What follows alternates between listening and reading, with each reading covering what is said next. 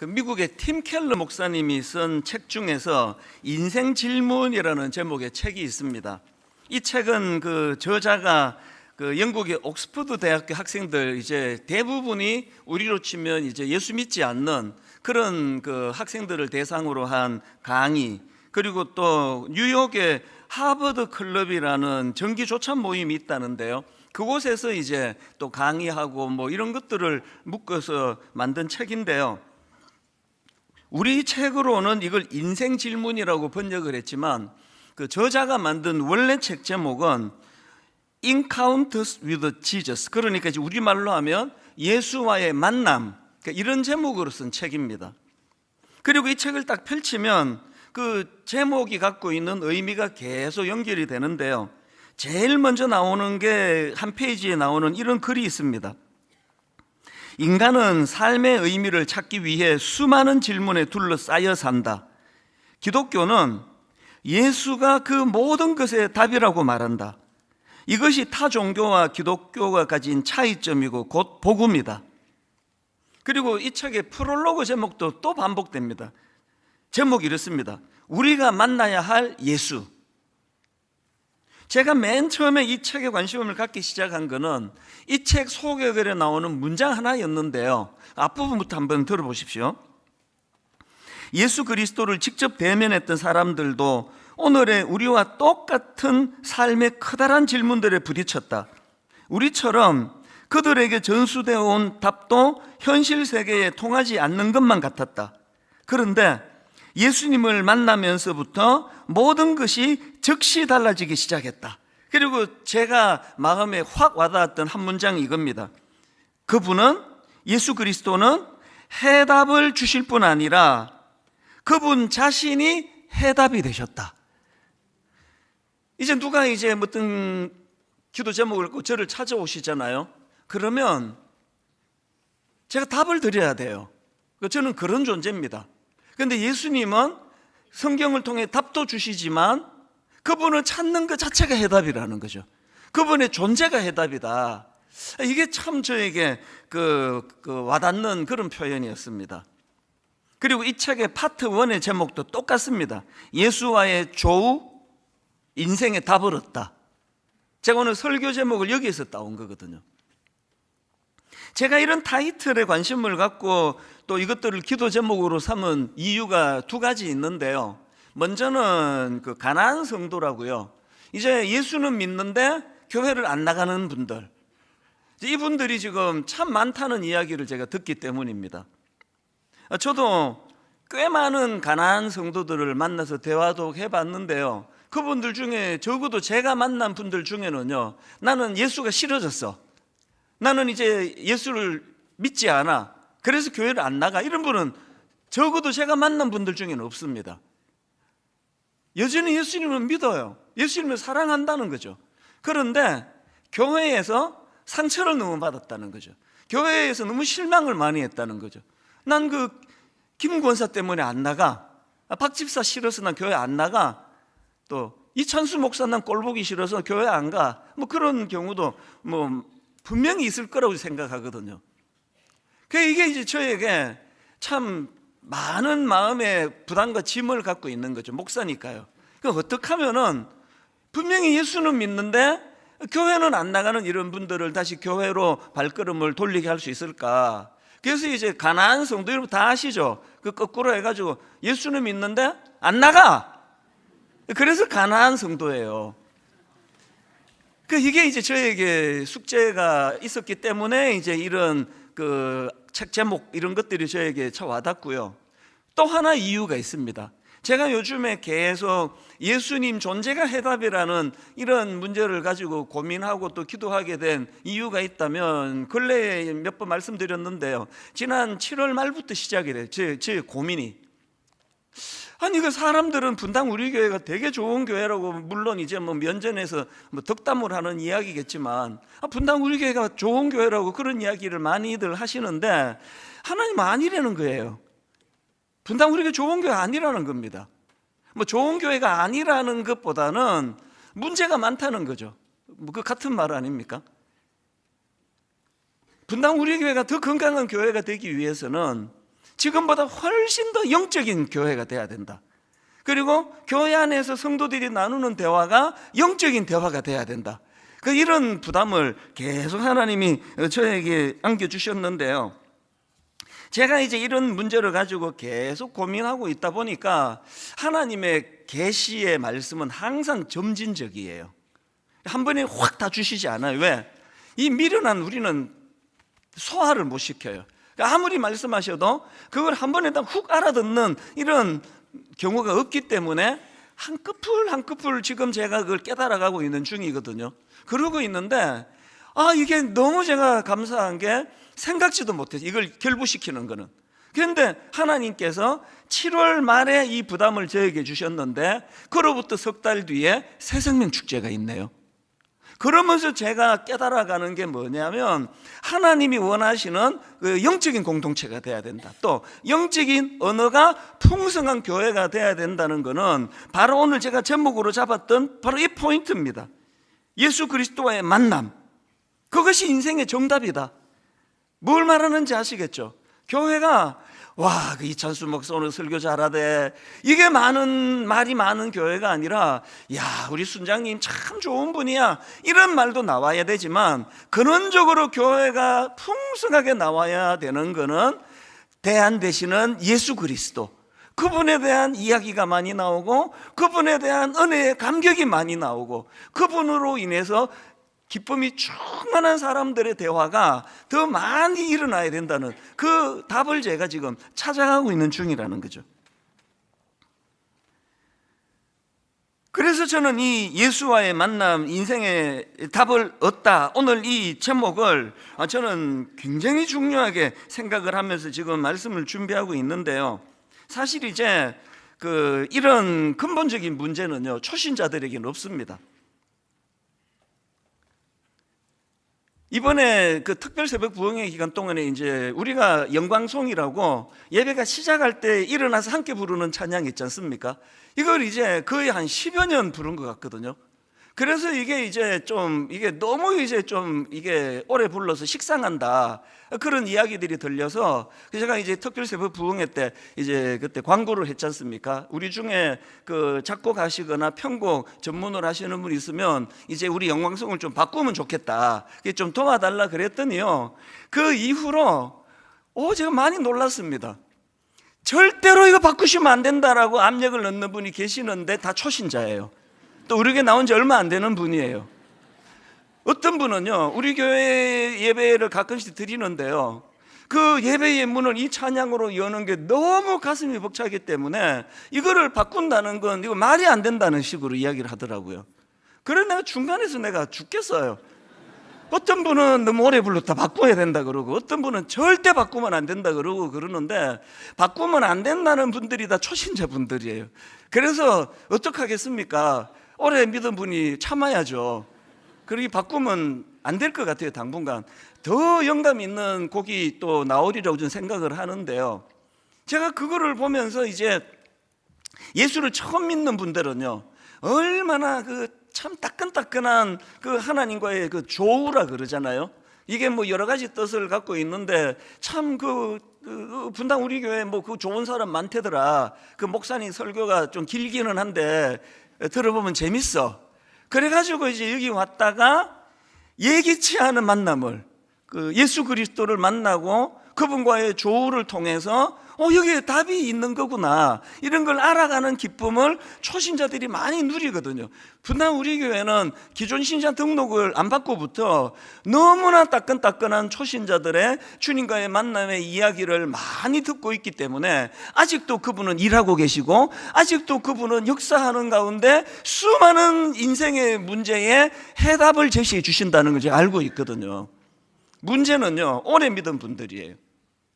장로님, 권사님, 또 안수 집사를 포함한 서리 집사, 또 순장, 모태신앙, 이게 오래전부터 이제 예수를 믿다가 보니까 이게 그냥 막 쪄낸 찐빵이 아니라 어떤 분은 식어 빠진 찐빵 같아요. 뭘 해도 기쁨이 없고 뭘 해도 감격이 없고, 막 초신자가 눈물을 흘리면서 찬양하면 자기 안에 쿡쿡 찌르면 우리도 저랬지 옛날에, 그지? 이런 대화를 할 수밖에 없는 이게 분당 우리 교회가 21년 연차가 되면서 하나님이 아파하시는 부분이에요. 그래서 저에게 7월 말부터 계속 이런 부담을 하나님이 주시는데요. 제가 이제 사실 이제 이번 추석에 사실 지금 여호수아서는요, 특별 새벽 부흥회 때 유난히 은혜를 주셔가지고 이 본문은 지금 물이 올랐어요. 막 제가 보면은 막 설교 준비가 쫙 나오고요. 그리고 이제 추석 전에 이미 이제 특세를 통해서 말씀을 많이 묵상했기 때문에 이제 원래 오늘 제가 하기로 준비한 설교 준비가 거의 다 됐습니다. 그래서 이번 추석은 내가 좀 편하게 쉬겠다 생각했는데 하나님이 계속 저에게 부담을 주셔가지고요. 그래서 제가 참 한숨을 쉬면서 본문을 바꾼 거예요. 그래서 이제 오늘부터 다음 주, 그 다음 주, 오늘은 이제 새생명 축제를 앞둔 우리 모두에게 주님이 주시고자 하는 말씀을 요한복음으로 문을 열고, 다음 주, 그 다음 주일날 이제 요한복음을 가지고 이제 두 번에 걸친 복음 설교를 제가 준비를 하고 있는데, 놀라운 게 뭔지 아십니까? 제가 식어 빠진 찐빵이었던 거예요. 제가 요한복음을 가지고 이 안에 있는 예수 그리스도, 그분은 우리 인생의 해답도 주시지만 그분 존재가 해답이 된다는 이런 내용을 가지고 이번 추석 연휴 동안에 요한복음 1장부터 4장까지를 묵상하는데 너무 마음이 제가 뜨거운 겁니다. 저는 저희 가족, 직계 가족은 다 미국에 계시고 저희 장모님은 옆집에 사세요. 그래서 추석에 동선이 가장 짧은 게 접니다. 그런데 저는 이번 추석 연휴에도 교회로 출근을 하면서 발걸음이 너무 기쁜 겁니다. 너무 행복하고요. 추석 연휴 마지막 날에는 잠을 못 이루었습니다. 너무 가슴이 뜨겁고 벅차서 밤을 아무리 자려고 이랬어도 잠이 안 오는 걸 어떡합니까? 그래서 거의 밤을, 물론 초저녁에는 또 잤죠. 물론 초저녁에는 잠깐 눈을 붙였지만 그렇게 밤을 새다시피 요한복음을 묵상하면서 제가 오늘 이 시간을 너무너무 기다렸습니다. 이 기쁨을 흘려보내줘야 되는데, 산모가요 제일 힘들 때가 막 이제 저지도 오는데 이 아이에게 이게 젖을 물려줄 수 없는 이런 경우, 이제 우리 막내도 이제 갓 태어나자마자 어디가 안 좋아가지고 병원에 조금 더 이제 머물렀는데 자기 엄마가 굉장히 힘들어 하더라고요. 저도 마찬가지예요. 막 영적인 젖이 막 돌면은 수많은 영혼들에게 이걸 이제 주고 싶은 거죠. 그래서 오늘 이 시간도 이번 한 주가 안 가서 굉장히 제가 이 시간을 기다려 왔거든요. 제가 또 깨달은 게 있습니다. 모태신앙이고 또 목사고 신학 공부를 계속 해오는 사람인데도 불구하고요, 예수 그리스도, 그분을 우리가 알고자 하고 예수 그리스도, 그분이 우리 인생의 대안이 되신다는 사실을 인식할 때 마음에서 새로운 기쁨을 주시다라는 거예요. 제가 목회 33년 차인데요, 횟수로 34년 차인데요, 이걸 새로 깨달아가는 기쁨을 지금 제가 누리고 있다는 거죠. 그래서 이제 우리가 요한복음을 이제 3주 동안 살펴보려고 하는데요, 요한복음은 말씀 이렇게 시작합니다. 요한복음 1장 1절, 태초에 말씀이 계시니라. 이 말씀이 하나님과 함께 계셨으니 이 말씀은 곧 하나님이시니라. 그 사복음서라고 아시죠? 마태복음, 마가복음, 누가복음, 요한복음 중에요, 그 앞에 세 가지 마태, 마가, 누가복음을 공관복음이라 그럽니다. 그 접근 방식이 좀 비슷하고 흐름이 좀 비슷하고 그래서 공관복음이라 그러고요. 같은 사복음서인데 요한복음만 접근이 좀 달라요. 그 사건 이런 거는 많이 기록하지 않고 예수님의 말씀이 주로 많이 기록되어 있는 게 요한복음이고요. 이런 식으로 나머지 공관복음하고 차이가 좀 있는데, 그 중에 하나가 뭐냐 하면은 이 요한복음은요, 그 사도 요한이 막 얼마나 그 주님에 대한 뜨거움이 컸던지 서론도 없고요, 그냥 바로 훅 들어와요. 예수가 하나님이시다, 메시아시다, 그러니 훅 들어와요. 마태복음에 보면 왜 그 서론이 있잖아요. 낳고부터 막 시작해가지고 좀 지나야 이제 거기에 예수님이 나오는데 요한복음은 쑥 들어갑니다. 그런데 여기 보면은 지금 그 저자가 또 요한이 이제 예수님을 말씀이라는 이걸 그 은유법이라 그러나요? 이 말씀이라는 매개를 가지고 이제 예수님을 소개하는데요. 태초에 말씀이 계시니라. 즉 예수님을 이렇게 표현한 거거든요. 이 말씀이 하나님과 함께 계셨으니 이 말씀은 곧 하나님이시니라. 왜 예수님을 소개하면서 요한은 지금 말씀이라는 단어를 매개로 사용하고 있는가? 여기 나오는 말씀은 헬라어로 로고스입니다. 그런데 그 요한이 지금 사용하고 있는 이 로고스는요, 그 당시 헬라 철학에서 굉장히 중요하게 다루던 개념이었다는 거죠. 그 당시 헬라 사람들은 이 로고스를 우주에 가득 찬 이치, 또 우주와 인간을 연결하는 지식, 뭐 이런 것으로 이제 철학적으로 설명을 해왔다 그러는데, 요한은 이걸 지금 어떻게 이것을 지금 활용하고 있는가 하면은, 그 주전 6세기부터 1세기에 이르기까지 헬라 문화권에 속한 사람들의 이 사상을 지배하던 철학의 골자가 로고스인데, 요한은 이걸 지금 예수님을 소개하는 재료로 쓰고 있다는 거죠. 그 오카는 목사님이 쓰신 책에서 이 부분에 대한 설명이 있는데 한번 들어보십시오. 모든 사람들은 신이 로고스예요. 그 당시 사람들이 말이죠. 신이 로고스예요. 로고스가 신이라고 믿었습니다. 그 의미를 알든지 모르든지 로고스 하면 신을 이야기하는구나 라고 생각할 만큼 로고스는 누구에게나 익숙한 개념이었습니다. 심지어 위대한 철학자 플라톤은 이런 말까지 했습니다. 어느 날 신으로부터 로고스가 우리를 찾아올 것이다. 그들은 로고스를 온 우주를 통제하는 하나의 능력이자 사람들의 생각을 지배하는 초월적인 존재로 믿고 있었던 것입니다. 그 당시 사람들이 이 로고스라는 개념을 이렇게 굉장히 중요한 개념으로 생각하고 있었는데, 그런데 흥미로운 게 뭐냐면요, 그렇게 로고스라는 개념을 중요하게 여기면서도 또 정작 이 로고스가 구체적으로 누구인지 알지 못했다는 겁니다. 그래서 여러분 그 사도행전에 보면은 사도 바울이 아덴에서 전도하면서 그 알지 못하는 신에게라고 새긴 제단을 내가 봤다, 그런 표현이 나오는데요, 그거를 세 번역을 한번 보십시오. 사도행전 17장 23절입니다. 사도 바울이 이렇게 말합니다. 내가 다니면서 여러분이 예배하는 대상들을 살펴보는 가운데 알지 못하는 신에게라고 새긴 제단도 보았습니다.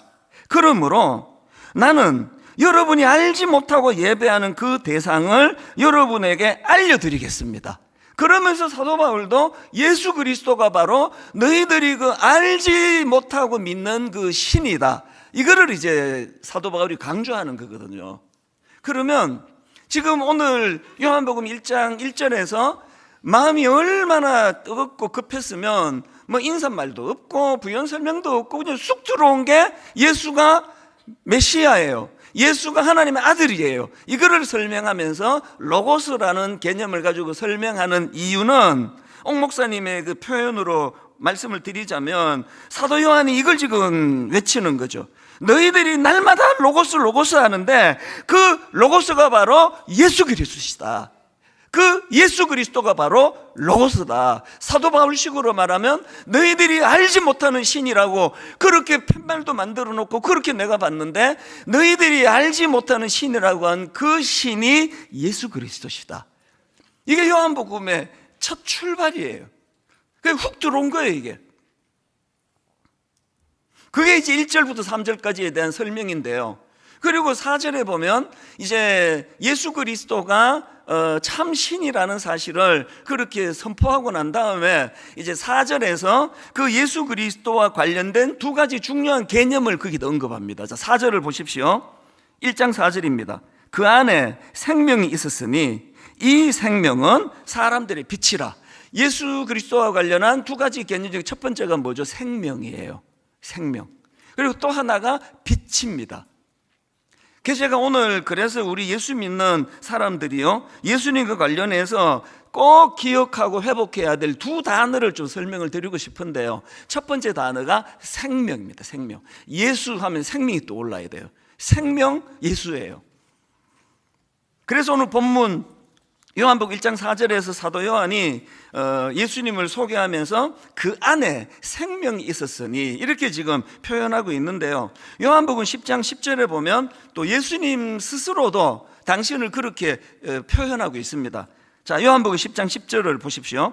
도둑이 오는 것은 도둑질하고 죽이고 멸망시키려는 것뿐이요, 내가 온 것은 양으로 생명을 얻게 하고, 그 다음에 좀 이상해요, 표현이. 생명을 얻게 하고 더 풍성히 얻게 하려는 것이라. 여기 어떤 분이 이제 아들을 낳았단 말이죠. 그 낳은 거잖아요. 더 풍성히 낳는다는 게 무슨 표현일까요? 예수님이 생명을 얻게 하고 더 풍성히 얻게 하려는 것이라. 여기에 내포하고 있는 여러 중요한 의미들이 많지만 저는 이거를 이제 그 단어로 설명을 드리고 싶은데요. 이 성경에서 또 신약에서 이 생명을 설명할 때 사용하는 헬라어가 두 개입니다. 하나는 비오스라는 단어예요. 이 비오스는 어떤 뜻을 가지고 있는 생명인가 하면 글자 그대로입니다. 그 육신적으로 살아있는 생명체, 이게 비오스예요. 우리가 다 경험하잖아요. 내가 태어났고 시간 지나니까 성장하고 자라고 있고 나이가 들어 늙어가고 있고 그리고 언젠가 내가 죽을 것이다. 이 차원에서 생명이 성경에서 말하는 비오스예요. 그런가 하면은 그래서 이제 그 영어로 그 생물학을 바이올로지라고 하는데요. 이 바이올로지라는 영어 단어가 헬라어 비오스를 어근으로 해서 나온 단어거든요. 그런데 성경이 생명을 설명할 때 단어 하나를 더 쓰는데 그게 조에라는 단어예요. 조에. 이 조에라는 이 단어, 이게 그 요한복음 1장 4절 오늘 본문에 나오는 그 생명의 이게 조에예요. 그 안에 생명이 있었으니, 이게 조에예요. 그러니까 조에라는 이 단어는 한마디로 말하면 그 예수 믿는 사람들에게 주어지는 생명의 본질, 다시 말해갖고 이거를 설명을 드리자면 이 하나님의 생명력이 그 삶 속에 깊이 거하는 상태, 이게 조에예요. 사도 바울이 그 전에 예를 들어 가지고 그 요한 1서 5장 12절을 보십시오. 아들이 있는 자에게는 생명이 있고 하나님의 아들이 없는 자에게는 생명이 없느니라. 여기 생명이 없다는 게 죽었다는 뜻은 아니잖아요. 예수 안 믿는다고 다 죽는 거 아니잖아요. 그러니까 여기서 말하는 아들이 없는 자에게는 생명이 없느니라 할 때 이게 조에가 없다는, 조에가 뭔지를, 그것이 얼마나 그 하나님의 생명력을 가진 역동인가를 사도 바울이 잘 표현을 해놓은 게 그게 로마서 8장 38절부터 39절입니다. 내가 확신하노니 사망이나 생명이나, 이 생명이 나오죠. 사망이나 생명이나 천사들이나 권세자들이나 현재의 일이나 장래의 일이나 능력이나 높음이나 깊음이나 다른 어떤 피조물이라도 우리를 우리 주 그리스도 예수 안에 있는 하나님의 사랑에서 끊을 수 없으리라. 이 조회가 가져다 주는 생명력을 이야기하는 거예요. 여러분, 우리가요 이 땅을 살아가다가 어떤 고난을 만나고 실직을 당하고 병을 만나고 이게 문제가 아니에요. 인생은 항상 그런 겁니다. 몇 번 말씀드렸잖아요. 서울역에서 내가 부산역 가려고 KTX를 타놓고, 기차를 타놓고 기도합니다. 하나님, 제가 부산까지 갈 때 터널을 하나도 만나지 않게 해주세요. 여기 타고 있는 모든 승객들이 다 터널을 만나도 저는 예수 믿는 사람 아닙니까? 터널을 만나지 않게 해주세요. 그 엉터리 같은 기도를 우리가 실제 생활 속에서 한다니까요. 터널을 만나지 않고 부산 가는 일은 없습니다. 인생도 마찬가지예요. 누구라서 병을 안 만납니까? 누구라서 사별의 아픔을 안 겪습니까? 누구라서 자녀가 속썩이는 일, 누구라서 결혼했더니 배우자가 내가 원했고 기대했던 사람이 아니라서 실망하는 일이 누구라서 안 일어나느냐고요. 문제는 그런 일을 부닥치지 않는 것이 행복이고 그런 일이 찾아오는 게 불행이 아니라 그런 인생의 나그네 길 가운데 찾아오는 수많은 굴곡에 생명력이 있는 하나님의 생명력, 조회가 없는 거예요. 왜 자꾸 가난한 성도가 생깁니까? 교회가요, 이 비오스 수준의 신앙생활을 하는 성도들로 꽉 찬 교회가 있고요, 조애의 기쁨을 많이 누리는 그런 교회가 있습니다. 후자가 하나님이 저에게 원하는 교회예요. 여러분은 지금 신앙생활을 어느 쪽으로 주로 많이 하고 계세요? 비오스 아닙니까? 제가 어릴 때를 생각해 보면 참 그때는 뭐 가난하고 놀이도 없고 했었는데 교회가 참 좋았어요. 교회가 너무너무 제게 행복을 줬는데요, 제가 이제 철이 들고 신학 공부를 하면서 알게 됐죠. 저의 어릴 때 신앙생활은 비오스의 신앙생활이에요. 교회가요, 이 육신적인 건강을 위해서 얼마나 애를 쓰는지 모릅니다. 그래서 그때 모든 중고등부 애들은, 교회 다니는 애들은 다 탁구 선수였습니다. 그 가난한데 교회마다 탁구대가 없는 데가 없었어요. 교회만 가면은 이제 복식조, 그래서 또 그것도 또 내가 좋아하는 여학생하고 한조가 되고 또 저쪽에 한조가 되면 막 너무너무 행복하죠. 주거니 받거니 탁구 치고, 그리고는 또 분식집에 가서 같이 떡볶이 사 먹고 이러면 막 예수님이 최고였어요. 그리고 막 중등부 고등부 행사 보면 막 비옷으로 가득 찼습니다. 3월 1일 등반대회, 이제 겨울이 지나고 날이 따뜻해지니까 모든 우리 중고등부 애들이 체력을 또 교회가 얼마나 도와주는지, 그 등반대회, 또 4월 5일 식목일은 또 이웃교회와 체육대회, 또 6월 6일은 또 딸기밭. 이게 저는 딸기하면 6월달이랑 알아요. 지금은 이 과일들이 철이 없어가지고 막 시도 때도 없이 나오는데요, 6월에는 중등부 전체 학생 딸기밭 방문, 모든 교회 행사가 그것으로 가득 찼거든요. 교회 생활이 너무 즐거웠는데 요즘에 제가 그게 좀 마음이 아파요. 여러분, 저의 중고등학교 시절에 어떤 우리 주일학교 선생님도, 전도사님도, 어른도 한 번도 저에게 교회를 가르쳐 주신 분이 없었습니다. 요즘에 젊은이들이 교회를 떠난다 그러는데요, 저는 당연한 결과라 생각합니다.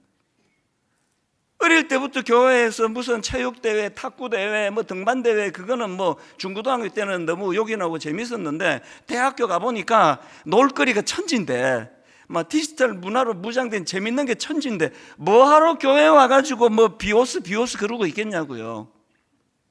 가슴이 아픈 거죠. 모태신앙인데, 장로 딸인데, 목사 아들인데 교회를 경험한 적이 없어요. 하나님의 생명력으로 예수 그리스도가 내 인생의 문제 해결을 해주시는 능력자신데, 그분은 우리에게 생명을 주시는 분이에요. 비오스도 주셨지만 우리에게 조회를 주세요. 어떤 상황에서도 사도 바울이 고백했던 것처럼 그 어떤 상황에서도 우리 주 예수 그리스도와 나를 끊을 수 없다, 이 확신을 가지고 살아가는 그 사람에게는 고난이 아프죠. 그러나 그렇게 치명적으로 아프진 않은데요. 이런 게 제가 참 마음이 아픈 거죠. 그런가 하면 두 번째로 그 본문에서 이제 예수님과 관련해서 회복해야 될 다음 하나를 더 제시하는데 빛입니다. 빛. 자, 요한복음 1장 4절을 다시 보십시오. 그 안에 생명이 있었으니 이 생명은 사람들의 빛이라. 그리고는요, 5절에서 부연 설명을 붙입니다. 무슨 뜻입니까? 중요한 게 하나 있다는 거죠. 4절 5절을 연결해서 제가 읽어봐 드릴게요. 그 안에 생명이 있었으니 이 생명은 사람들의 빛이라. 빛이 어둠에 비침에 빛이 돼 어둠이 깨닫지 못하더라. 이 빛의 속성을 5절에서 부연 설명하는데요, 저는 우리말 성경으로 이 해석이 참 아쉬워요. 여기 나오는 어둠이 깨닫지 못하더라, 이게 헬라어로 이 깨닫다, 이게 헬라어로 그 카타람바노라는 단어인데요, 물론 당연히 이 단어에 깨닫다라는 그런 뜻도 있지만, 그런데 전체적인 맥락과 문맥으로 봤을 때 이걸 이렇게 번역하는 거는 저는 이게 아쉬워요. 깨닫다 이런 뜻도 있지만 이 카타람바노라는 단어는 이기다, 제압하다 이런 뜻을 가진 단어거든요. 같은 맥락으로 쓰여진 것이, 같은 단어가 쓰여진 것이 요한복음 12장 35절인데요 세 번역으로 보십시오. 예수께서 그들에게 대답하셨다. 아직 얼마 동안은 빛이 너희 가운데 있을 것이다. 빛이 있는 동안에 걸어다녀라. 어둠이 너희를 이기지 못하게 하여라. 카타람바노예요. 어둠 속을 다니는 사람은 자기가 어디로 가는지를 모른다. 어둠이 너희를 이기지 못하게 해라.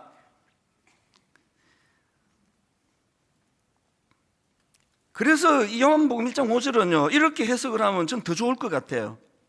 빛이 어둠에 빛이 돼 어둠이 이기지 못하더라. 자녀 때문에 마음고생을 많이 하시잖아요. 사춘기 때는 이놈의 자식이 불량한 애만 나가지고 얘는 지금 뭐 완전히 어둠을 헤매는데 우리 아들이 얘한테 물들면 어떡하나. 그게 막 초미의 관심사 아닙니까? 너 지금 누구 만나고 있어? 엄마 누구 만나고 저녁 먹고 올게. 걔가 누구야? 그 괜찮은 애야? 건전한 애야? 이제 저처럼 이제 20대 중후반이 되면은요 이게 취직이 안 돼서 걱정이고요 또 취직이 돼서 걱정이에요. 취직이 되면은 한편 기쁜데 또 걱정이 태산이에요. 너무나 무슨 동성애부터 시작해가지고 혼란스러운 가치관과 상상하기 어려운 이 도덕적인 어른들 기준으로 보기에 억장이 무너지는 이런 세상이 지금 난무하는데 이게 취직해가지고 그런데 물들면 어떡하나. 그래서 뭐 취직됐다 그러면 또 그때 또 걱정이에요. 이런 생각을 좀 해보시면 어떨까요? 하나님 우리 애가 참 건전하고 건강한 아이들을 만나가지고 참 순탄하게 잘 자라는 그건 너무너무 감사하지만 때로 이 아이가 그렇지 않은 그런 아이들과 사귄다 할지라도 부모인 제가 기도하겠습니다. 이 요한복음 1장 5절에서 하나님이 예수 그리스도의 속성은 빛인데 빛이 어둠에 비침에 어둠이 그 빛을 이기지 못하더라라고 말씀을 하셨다면 하나님 우리 아이는 빛의 자녀입니다. 우리 아이가 방황하는 그 아이를 만나서 우리 애가 탈선하는 것이 아니라 빛의 아들인 우리 아들을 이 아이가 만났기 때문에 그 아이가 인생의 변화가 일어나기를 저는 원합니다. 여러분 그런 기도를 병행해서 할 수 있다면 그 얼마나 좋겠습니까? 저는 이 말씀을 묵상하는 중에 그 구약에 나오는 그 요셉 생각도 나고요. 또 구약의 또 다니엘 전부 그 어두움을 빛으로 이긴 사람들 아닙니까? 그래서 무슨 생각이 드는가 하니까요. 요셉과 다니엘도 참 믿음으로 그 어두움을 빛으로 이겨냈다고 하는데 구약 사람들이에요. 우리는 신약 시대를 살고 있잖아요. 우리는 어떤 특혜를 누립니까? 예수 그리스도가 십자가를 통해서 요한복음 16장 33절이요 이것을 너희에게 이르는 것은 너희로 내 안에서 평안을 누리게 하려 함이라. 그 다음 보세요. 세상에서는 너희가 환난을 당하나 뭘 깨달아야 됩니까? 여러분 지금 어떤 어려움 중에 계세요? 고난 중에 계세요? 아픔이 있으세요? 잘 살고 계시는 거예요. 그게 이상한 게 아닙니다. 고난을 당하는 게 이 땅이에요. 뭐가 핵심입니까? 그 다음 다시 보세요. 너희가 환난을 당하나 담대하라. 주님께서 이렇게 말씀하세요. 내가 세상을 이겼노라. 요한 구약에 요셉이 듣지도 못한 선포고요. 다니엘이 꿈도 꿀 수 없던 놀라운 선포를 우리는 지금 읽고 듣고 있는 존재들 아닙니까? 교회가 만약에 지지멸렬하고 있다면 그거는 생명력이 없어서 그래요. 교회가 조회를 회복해야 돼요. 조회. 우리가 하나님 앞에 자녀를 기를 때 여러분 가정이 너무나 모든 지금 자녀를 향한 생각과 모든 에너지가 전부 다 비오스에 있습니다. 얘는 이 대학을 가야 돼. 인서울 무슨 대학을 가야 돼. 모든 이 생명과 관계되는 건 다 비오스 쪽에 있다 보니까 그렇게 또 노력해서 또 과외 잘 시켜주고 막 모든 막 부모들 아끼고 막 돈 다 과외비 투자해가지고 얘가 명문대학 갔는데 그만 가장 인생의 중요한 사춘기 때 조회가 뭔지를 몰라. 명문대 가면 뭐합니까? 툭 건들면 넘어지는데 어두운 이 세상에 빛의 역할을 하는 존재라는 건 꿈도 못 꾸고 금방 휩쓸려 버리는데 그리고 죄책감을 느끼고 하나님이 7월 말부터 계속 제 마음에 부담을 주시는 그 메시지가, 그래서 제가 아픈 거거든요. 그런데 여러분, 이번에 이제 2주간 새샘일 축제가 있는데요, 여러분, 여기에서 저는 이게 자꾸 무슨 뭐 실적, 이번에 몇 명이 또 초대되는 거야, 또 몇 명이 또 결신해, 이제 이 생각하지 마세요. 먼저 우리가 조회를 경험해야 돼요. 여러분, 우리가 먼저 문제에 해답되시는 예수 그리스도, 우리가 이분을 만나야 돼요. 갈망해야 돼요. 요한복음 1장 14절에서 말씀이 육신이 되어 우리 가운데 거하심에 우리가 그의 영광을 보니 아버지의 독생자의 영광이요 은혜와 진리가 충만하더라. 여러분이 놀라우신 대안 되시는 예수 그리스도, 참 그 요한의 표현으로 참 로고스 되시는, 참 신 되시는 예수 그리스도를 내가 목말라 해야 돼요. 모태신앙 필요 없고요, 장로, 권사, 목사, 안수, 그 전부 필요 없고요, 목마름이 있어야 돼요. 지금 초신자들은 막 쪄낸 찐빵처럼 막 찬양 하나 불러도 눈물이 나고, 삶 가운데 하나님의 조회가 우리 가정에 임하면서부터 어두움이었던 우리 가정에 빛이 들어오는 것을 기뻐하고 감격하고 예배 시간에 눈물을 훔치는데, 모태신앙 5대째 예수 믿는 그분 옆에 보면서 나도 옛날에 이랬지, 이런 상태를 방치하시면 안 된다는 거거든요.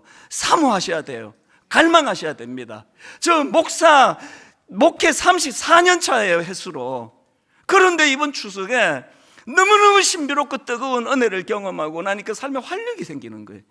너무 마음의 기쁨이 찾아오는 거거든요. 이 신비, 여러분, 이 예수 그리스도를 먼저 경험하셔야 되고요, 그리고 그것을 선포해야 됩니다. 로마서 10장 10절에 사람이 마음으로 믿어, 그 다음에 사람이 마음으로 믿어 의에 이르고, 그 다음에 입으로 시인하여 구원에 이르느니라. 분당 우리 교회 하나님이 말씀하시는 문제가 많은 교회가 확실합니다. 우리 전도 안 한 지 오래됐어요. 사람으로 차고 넘치는데 뭐 앉을 자리도 없는데 무슨 전도입니까? 무슨 문제가 생기죠? 마음으로 믿는 거로 다가 아니에요. 입으로 시인해야 된대요. 예수 그리스도가 하나님의 아들이라고 입으로 그것을 선포해야 된대요. 이번 새세면 축제를 준비하는 일주일 동안에 여러분 누구에게 한번 선포해 보세요. 그리고 2명 교회 데리고 가게 돼서 이런 소리 하지 마시고요, 내가 누군가에게 예수를 선포하면 그 선포하는 메시지가 상대방 귀에도 들어가지만 그게 내 귀에도 들어와요. 그럼 내가 영적으로 풍성해지는 거죠. 시간이 너무 아쉬운 게요, 내가 지금부터 이제 한 30분을 더 써야 되는데, 분당 우리 교회에서 처음 예수 믿는 사람이 이 교회 와서 예수님을 만나서 누리게 된 기쁨, 제가 지금 한 3가지 정도를 준비해 왔는데요, 허락하시면 한 30분 더 쓸 건데요, 예, 한 분만 원하시고 나머지는 원하지 않으시기 때문에 예배 마치고 오셔서 1대1로 제가 전해드릴게요. 언젠가 제가 나눌 거예요. 제가 마음이 뜨거워요. 분당 우리 교회가 더 성숙해져야 되지만 오늘도 여전히 이 안에 조회, 주님이 주시는 생명력으로 감격하고 눈물을 흘리고 가정이 회복되고 자녀가 변화를 입고 건강을 다친 그 자리에서 예수 그리스도가 대안 되시는 그분 앞에 무릎을 꿇고 눈물을 흘리는 이런 일들이 매주마다 일어나고 있다는 거예요. 저는 오늘 문제에 해답되시는 예수 그리스도, 그래서 이 찬양으로 그 말씀을 총 정리를 했으면 좋겠는데요, 무명이어도 공하지 않는 것은 예수 안에 난 만족함이라. 그 다음 가사 보니까요, 가난하여도 부족하지 않은 것은 예수 안에 오직 나는 부요함이라. 고난 중에도 견뎌낼 수 있는 것은 주의 계획 내가 믿기 때문이라. 실패하여도 일어설 수 있는 것은 예수 안에 오직 나는 승리함이라. 조회, 예수 그리스도를 만난 자들에게 주시는 하나님의 생명력을 가진 자들이라는 고백이에요. 오늘 우리 한번 말씀을 기억하시고 우리 가정에, 우리 자녀들에게, 내 배우자에게 이 생명력을 내가 전하고야 말겠다, 이런 마음에 좀 비장함을 가지고 우리 한번 이 찬양 같이 불러보기 원합니다. 무명이어도 공허하지 않은 것은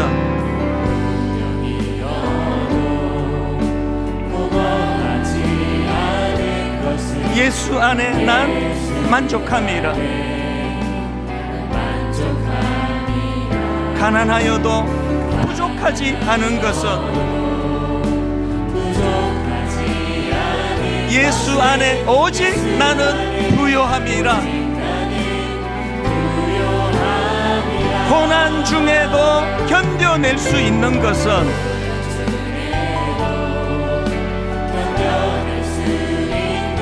주의 계획 믿기 때문이라.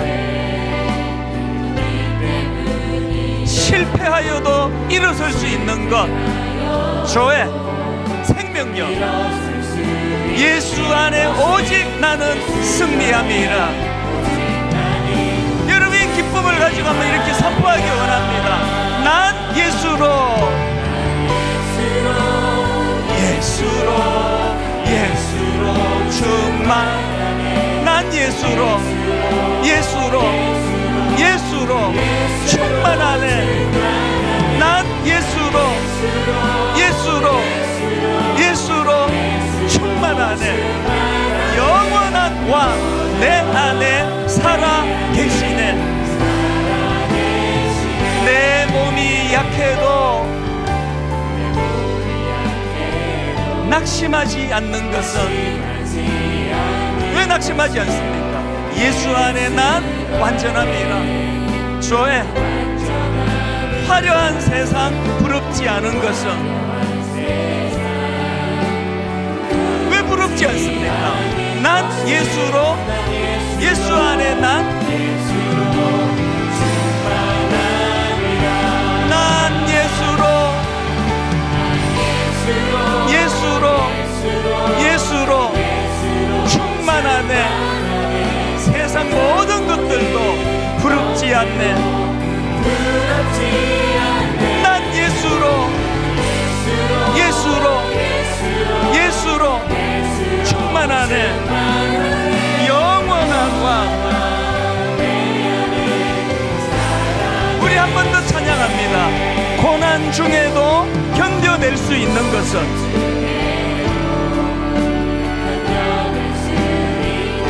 주의 계획 믿기 때문이라.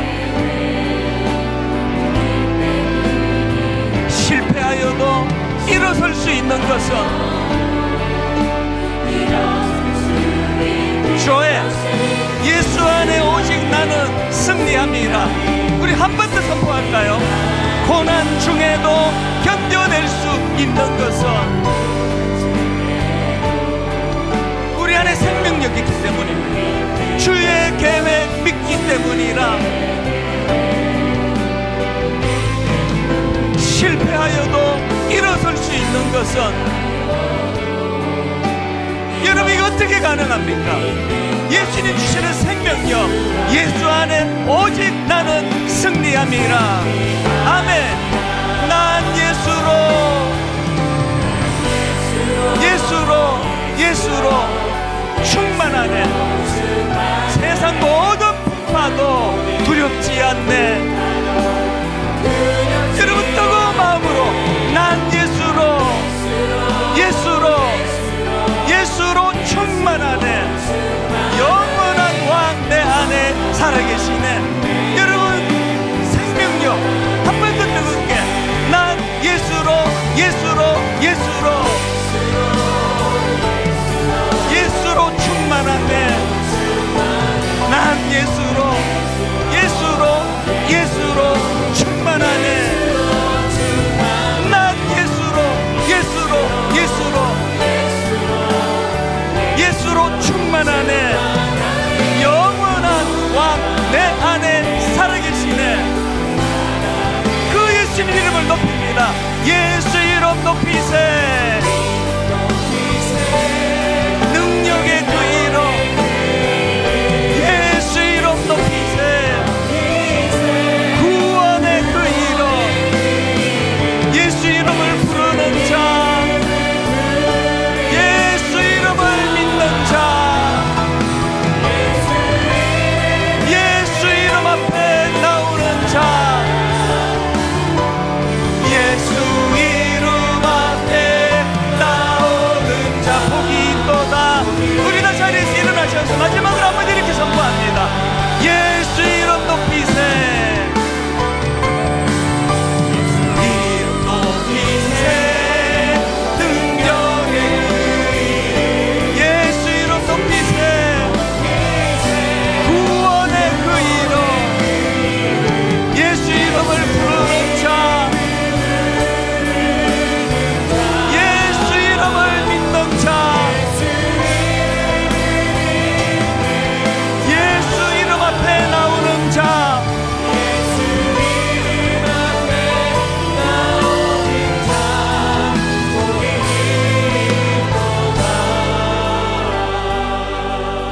한번 여러분 믿음을 선포해 보지 않으시겠습니까? 이렇게 기도하실 수 있습니까? 하나님, 무명이어도 공허하지 않을 수 있습니다. 저는 하나님, 고난 중에도 저는 견뎌낼 수 있습니다. 가난하여도 부족하지 않습니다. 실패해도 저는 일어설 수 있습니다. 왜? 저에게는 저의 예수님이 주신 하나님의 생명력이기 때문입니다.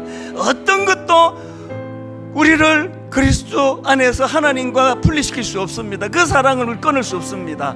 그래서 하나님, 분당 우리 교회가 지금보다도 더 하나님 앞에 더 뜨거운 교회가 되기를 원하는데, 예수 그리스도의 생명력이 선포되기를 원합니다. 이곳에만 오면은 치유가 일어나고, 예배만 드리니 이곳에만 오면은 마음의 상함이 다 사라지고 마음에 용기가 생기고 일어설 꿈을 하나님 주신다면 우리에게 그 은혜를 허락하여 주시고, 아버지, 다음 주 새생명 축제에 이 은혜를 허락하여 주시옵소서. 한 목소리로 우리 합심하여 통성으로 같이 기도하시겠습니다.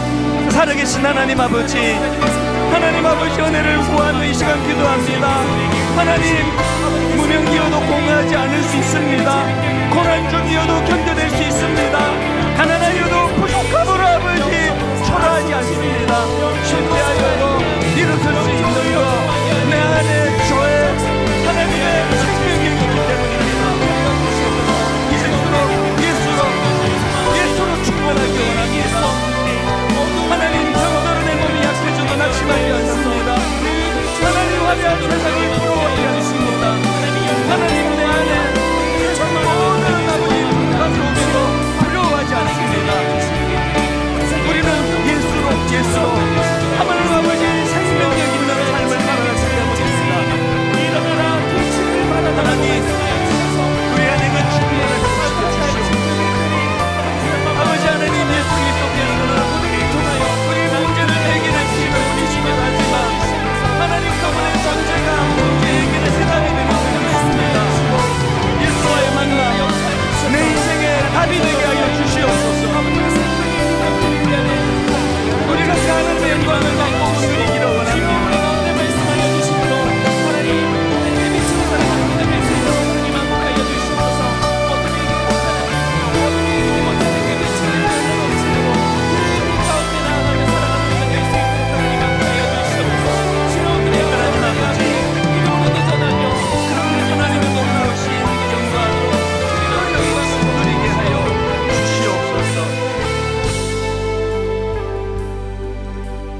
이것을 너희에게 이르는 것은 너희로 내 안에서 평안을 누리게 하려 함이라. 세상에서는 너희가 환난을 당하나 담대하라, 내가 세상을 이기었노라. 주님이 이 선포를 보면서 우리가 참 많은 혼란을 겪었던 것 같습니다.